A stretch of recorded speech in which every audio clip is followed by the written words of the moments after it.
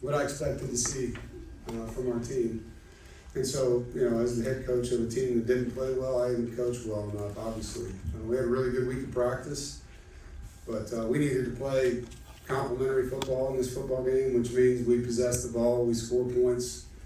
I thought our opening drive was great, 7-minute drive, 8-minute drive, whatever it was, and we didn't get points. And then you turn the football over, which we did 3 times, and one of them was a touchdown. You don't rush the football well, you don't control the line of scrimmage, you don't stop people on 3rd and long. It's hard to win, bottom line. And so, give credit to Tennessee. They played a good football game. They were very physical, but we weren't good enough tonight. So, questions? Raise your hand. Let us know who you are, who you're with. Who has the first question? Jaden? Fred. Jaden Musson-Fisher, Raleigh News and Observer. Dave, it kind of feels like deja vu from last year, where it's like you scrape out the week 1 win, you get your tails whooped in week 2. How do you kind of, not get stuck and feeling like, oh my God, are we gonna, struggle like we did last year? Yeah, last season has nothing to do with this season. It's a different football team, and we just weren't good enough tonight. Bottom line, we had our chances in that football game, but it got away from us. And in the second half, we're having to go for it all the time, putting our defense in a bit short field. So, it just snowballed as it went, but it's not last year. And we got a lot of work to do, obviously, and get back to it. First row, left. Dave, the trouble running the ball, was that a combination of things, or was it up front, you just weren't getting push, or? I'll have to watch the film to give you detail. It looked like we were just getting knocked into the backfield a lot.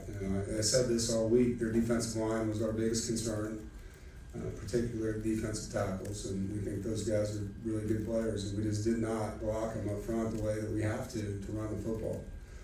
And so, it's a combination of things, and it's impossible for me to tell you exactly what they were, but I watched the line of scrimmage all night, and it wasn't going our way. It was going their way. 3rd row.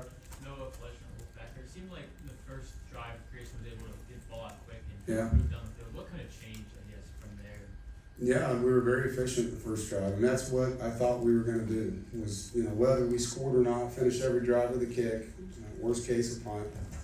Possess the football, keep our defense off the field. That was our game plan, right? And it was working for a while. We were in the game, and then the pick 6, and then all of a sudden things just started to kind of unravel, and we just never got back into it. Every time we'd make a play, there'd be a penalty. It was really frustrating, and not what we expected. 2nd row, middle. Adam Sparks, Knoxville News Sentinel. Coach, you did have some success against Nico. You had 2 picks, pick 6. How do you size up how you guys did against Nico, and how do you defend him? He's a good player. I thought, against their spread, we defended that very well. They hurt us on some screens, a little shovel to the running back, on some plays like that. They got into bigger personnel, something they haven't done a lot on film. There was a lot of 12 personnel, 2 tight ends, 1 back tonight with their offense.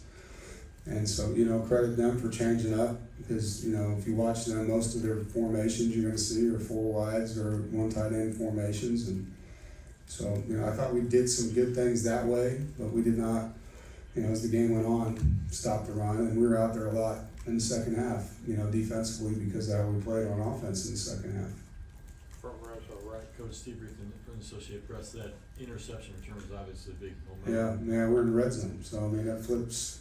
We're gonna get 3 probably right there at least. Yeah, so that's a big swing on the scoreboard. Did you see what happened on the play? It Yeah, almost looked like the running back might have slowed down or stopped, or did you just overthrow him? No, it was an RPO, and Grayson kept the football, and the tight end was open, but he had a guy in his face, so he jumped over him and just overthrew the ball. He was trying to make a play and just wasn't accurate on that one. Back of the room. How do you feel the fans traveled today? The what? The fans, how they traveled? Yeah, it looked good. There was a lot of red in the stadium, and there's a lot of noise for us, you know. I mean, I was very, very happy with our fans. I appreciated, you know. I mean, they sold all our tickets out, and we obviously didn't deliver the game they wanted to watch. But credit to them for showing up and supporting the football team. Back of the room cameras. Coach Cam Gaskins, WBTV here in Charlotte. What do you say to Grayson after a performance? I'm sure he's pretty disappointed, and how confident are you in his ability to flush this and move? Oh yeah, he's very competitive, mad at himself right now. You know, get back, study it, flush it, and move on, and he'll be excited to play the next game. You know, I have great confidence in Grayson, and just, you know, sometimes you have games like that as a quarterback, and as a head coach, I completely believe in him. Take two more, second row. Dave Westrucker, 24/7 Sports. The way, especially in the second half, it seemed like the entire game was played on that Yeah. field. How difficult is it to kind of get anything going? No, it's impossible. I mean, we have a long field on offense and a short field on defense. I mean, against a team like that scores like they do, I mean, you can't win. You have to play field position football, and you have to have sustained drives, and you have to get off the field on 3rd and long. Like, that's how you have a chance to win against teams like that. And we did the opposite.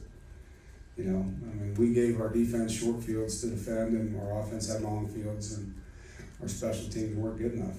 You know, I mean, it was a 3-phase loss.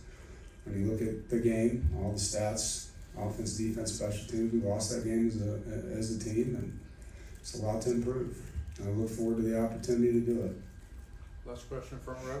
Yeah, Rob McLean, Inside Pack Sports. What message did you convey to your team when you got to the locker, and what are your expectations from them starting Monday?